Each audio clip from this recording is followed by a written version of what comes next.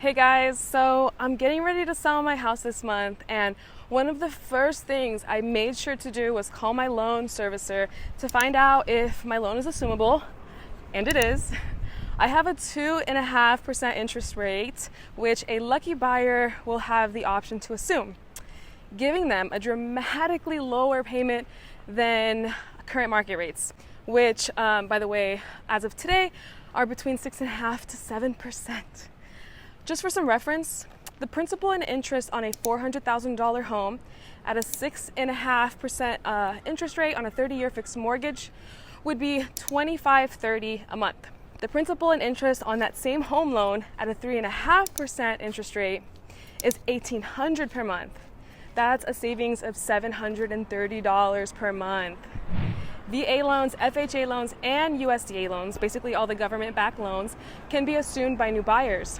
And many people don't know that a VA loan can also be assumed by non-military members. What?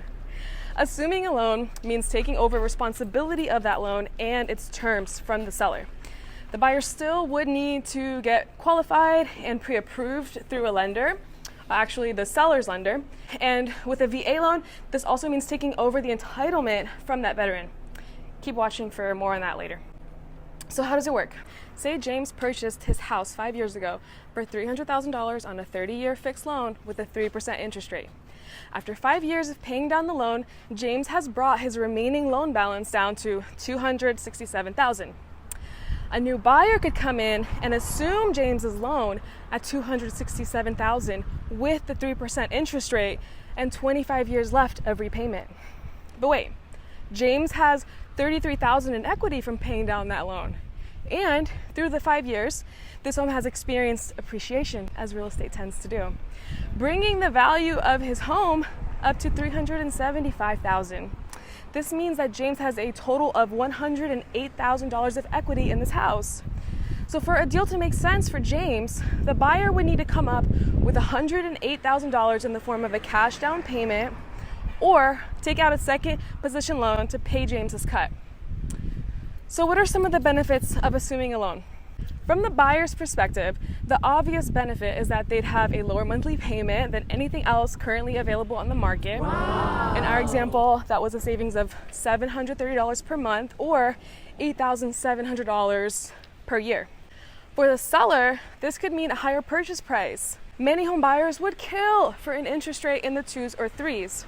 All of that buyer competition is going to drive up offers, increasing profits for the seller. Woo! Because even if I end up selling to a buyer that chooses not to assume for whatever reason, just the fact that I was able to offer and advertise that 2.5% interest rate, it's gonna make this listing hot. Possible disadvantages. As a buyer, especially a first-time home buyer, you may not have that much cash on hand for a down payment. Primary residence loans require as little as 3 to 5% down payment, 0% for veterans. I'm out of breath. The earlier example, you'd need a down payment of 36% for it to make sense for the seller. You do have the option of taking out a second position loan to pay the seller their portion, but since second position loans are riskier for the lender, they tend to be more expensive, maybe causing the numbers and the deal to not really make sense for you. The disadvantage for the seller is that an assumable transfer can take 60 days, whereas a normal escrow is usually 21 to 30 days. And in the case of a VA loan assumption, the VA loan entitlement would remain tied up in that loan. So if the plan was to go sell this house and go get another house with the 0% down payment, that could be a problem. But do not fret, there are some ways to get around this. If it's another veteran that's assuming the loan, the entitlement transfers, easy day. If the buyer is someone without the VA loan entitlement, there can be a contract drafted stating that the buyer has to refinance out of that loan at an agreed upon time in the future. If I'm the seller or I'm representing the seller, I definitely recommend having a contract like this in place, because if a buyer assumed a loan and later defaulted, they could cause a veteran to permanently lose their VA loan entitlement. If you have any questions about assumable loans or buying or selling real estate, shoot me a DM and let me know how I can help. Thanks for watching.